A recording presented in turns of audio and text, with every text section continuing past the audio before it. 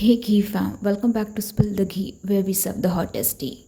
Let's talk about Janhvi Kapoor. Bollywood में एक चीज़ कभी पुरानी नहीं होती, कंट्रोवर्सीज और कॉन्ट्रडिक्शन। और यहाँ पे बात जानवी कपूर की हो रही है। अभी जिसको नहीं पता, रिसेंटली जानवी राज शमानी के पॉडकास्ट में नज़र आई थी, जहाँ उसने काफ़ी ऑनेस्टली बात की मीडिया कल्चर और ऑब्जेक्टिफिकेशन के बारे में। जानवी ने कहा कि उसे अनकंफर्टेबल लगता है जब फोटोग्राफर्स अननेसेसरली जूम करके पिक्चर्स लेते हैं, सर्टेन बॉडी पार्ट्स पर फोकस करते हैं और एक्ट्रेसेस को इंसान की जगह ऑब्जेक्ट की तरह ट्रीट किया जाता है।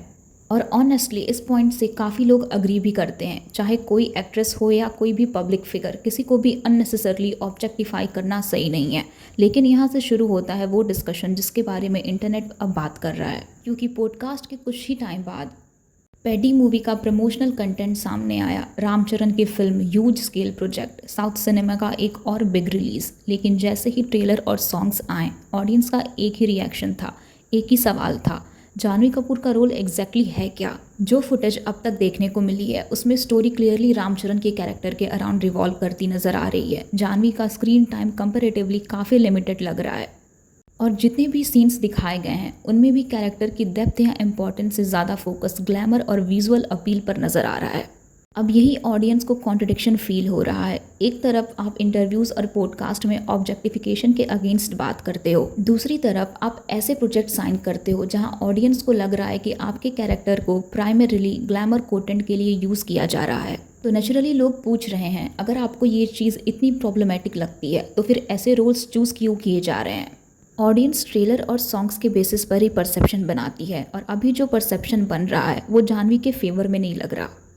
सबसे शॉकिंग बात यह है कि जानवी बॉलीवुड में कोई न्यूकमर नहीं है। उसे इंडस्ट्री में काफ़ी साल हो चुके हैं। जानवी ने मल्टीपल फिल्म्स की हैं, उसके पास प्रिविलेज भी है, एक्सेस भी है और अपॉर्चुनिटीज़ भी। तो ऑडियंस का आर्गुमेंट है कि अगर कोई एक्ट्रेस जेन्युइनली मीनिंगफुल रोल्स करना चाहती है तो जानवी उन एक्ट्रेसेस में होनी चाहिए जो वीकली रिटन कैरेक्टर्स को रिजेक्ट कर सकती हैं।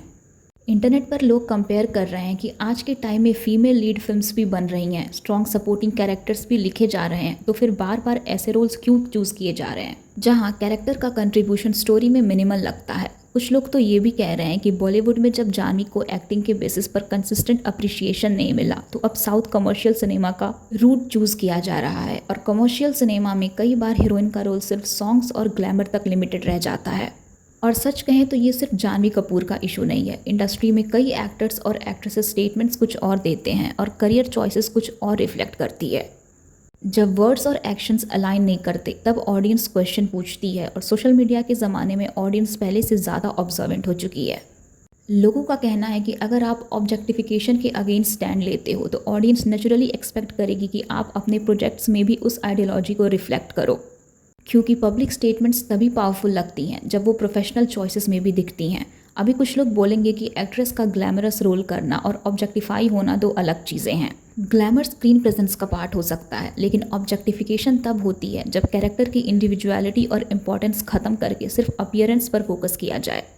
और ये डिफरेंस समझना भी इम्पॉर्टेंट है। लेकिन फिर वही बात आती है, ऑडियंस को अब तक जो कंटेंट दिखाया गया है उसमें कैरेक्टर की इंडिविजुअलिटी या डेप्थ ज़्यादा नज़र नहीं आई, इसलिए डिस्कशन और क्रिटिसिज्म दोनों बढ़ रहे हैं। हो सकता है पेडी मूवी में जानवी का रोल ट्रेलर से कहीं ज़्यादा इंपॉर्टेंट निकले, हो सकता है ऑडियंस सरप्राइज हो जाए, लेकिन रिलीज से पहले जो कॉन्वर्जेशन चल रहा है उसका सेंटर एक ही सवाल है।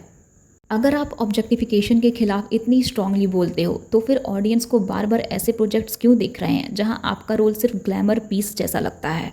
सो या that was it for this video. और अगर आपको ये वीडियो अच्छी लगी हो तो hit like, share and subscribe and comment what you think and I will see you in the next spill.